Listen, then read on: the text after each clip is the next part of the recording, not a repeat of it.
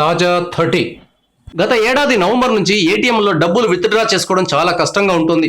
అలాంటిది ఢిల్లీకి చెందిన ఒక వ్యక్తి ఒకే ఏటీఎం నుంచి చాలా సులభంగా 21 లక్షలు డ్రా చేశాడు. ఇంత డబ్బు డ్రా చేసినా అతని అకౌంట్ నుంచి రూపాయి కూడా కట్టవలేదు. నమ్మశక్యం కాకున్నా ఇది ముమ్మాటికి నిజం.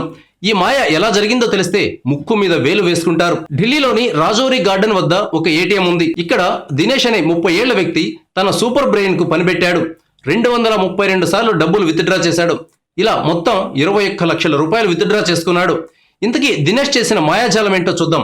ఇతను ట్రాన్సాక్షన్ చేసిన ప్రతిసారి క్యాష్ షట్టర్ను మధ్యలో ఆపేసేవాడు. అది ఎలా చేసేవాడంటే విత్డ్రా చేసిన ప్రతిసారి ఏటీఎం నుంచి డబ్బు బయటకు వస్తుంది. ఇందులో పైన కింద ఉండే 2 నోట్లను వదిలేసి మిగిలింది మాత్రం తీసుకుని జోబులో పెట్టుకునేవాడు. 2 నోట్లు క్యాష్ షట్టర్లో అలాగే ఉండడం వల్ల అది క్లోజ్ అయ్యేది కాదు. ట్రాన్సాక్షన్ ఫెయిల్ అయిందని చూపించేది. అకౌంట్లో నుంచి డబ్బులు కూడా కట్ అయ్యేవి కావు. ఇలా ఎన్నోసార్లు చేసి 21 లక్షలు దోచేశాడు. చివరికి యూనియన్ బ్యాంక్ వాళ్ళు ఇతగాడి మాయాజాలాన్ని పట్టేశారు. డౌట్ వచ్చి పోలీసులకు ఫిర్యాదు చేశారు.